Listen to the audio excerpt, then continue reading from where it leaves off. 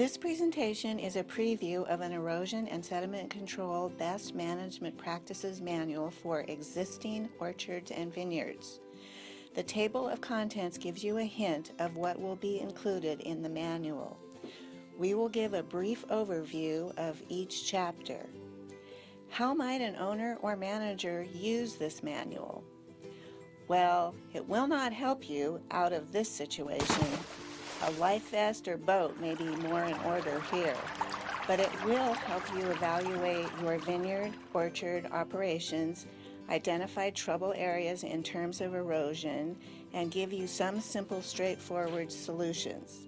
The manual will be simple, to the point, a resource that you can keep on your desk or in your vehicle. Each chapter has key concepts highlighted in yellow for fast reference. The appendix will have detailed drawings on how to build structures or install products. Chapter 1 is a discussion about the general principles of erosion control. There are 3 types of erosion: sheet, rill, and gully.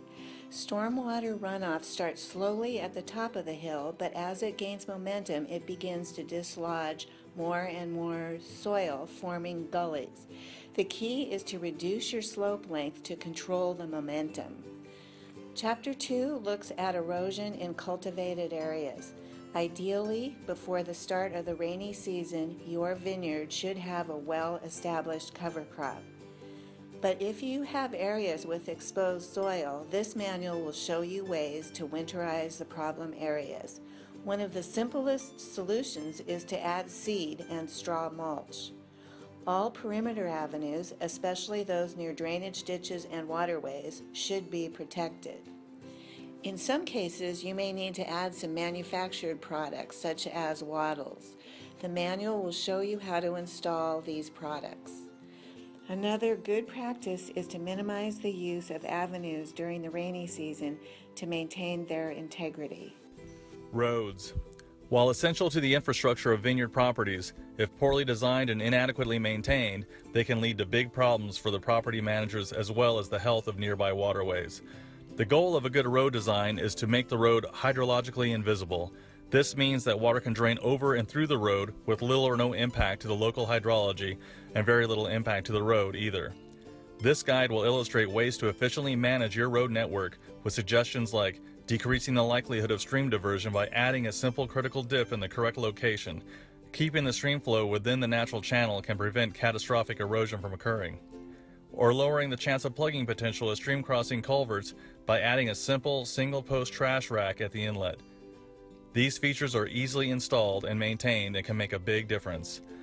Minimizing the risk of road surface rilling by outsloping roads whenever possible and adding rolling dips and water bars at spacings adequate to ensure proper road design is simple and can make a big difference. If installed properly, these additions can significantly decrease annual spending on road grading and general maintenance. There are a lot of tools in the toolbox for smart road design, and this guide was created to effectively give you those tools. Landslides and gullies.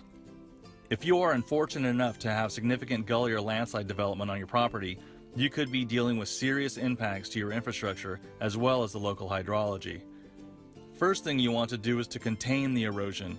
Make sure any sediment put in motion is prevented from reaching a stream. Then you can work on stabilizing the feature. Use clear plastic to cover a landslide. This will allow sunlight to pass through and encourage cover crop growth beneath the plastic. Bioengineering can be used to stabilize gullies to prevent further downcutting and expansion. Oftentimes, these features will require engineered designs to permanently stabilize the problem, but this guide will act as a template from which to create your temporary and permanent fixes from. Chapter 4 looks at stormwater runoff and drainage structures you might have in your farmed areas. Erosion from existing ditches can be controlled simply by adding rock. Make sure all of your inlets have a sediment trap. Make sure all of your pipe outfalls have rock riprap. Chapter 6, Nutrient Management. Compliance with the waste discharge requirements related to nutrient management will require that the grower manage nutrient applications in a manner that minimizes potential for discharge into ground or surface water. These include proper storage of fertilizers and disking in soil amendments prior to rain events, utilizing plant tissue and/or soil testing to determine when and how much fertilizer to apply, timing the applications with weather events to reduce the risk of nutrient runoff, backflow prevention when applying fertilizers through a drip system, and identifying potential points of discharge along riparian areas and taking steps to reduce nutrient inputs into waterways. And finally, Chapter 7, Pesticide Management.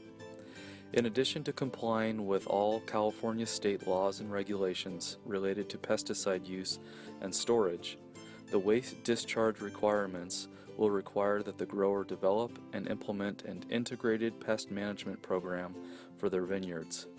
Effective practices must be implemented to prevent contamination of wells and waterways from mixing, loading, storing, and applying pesticides. The grower must also base pesticide application decisions on environmental conditions such as rain and wind to prevent runoff and minimize drift. Where feasible, growers should utilize reduced-risk pesticide products and thoroughly evaluate the conditions and site location before prescribing a pesticide application.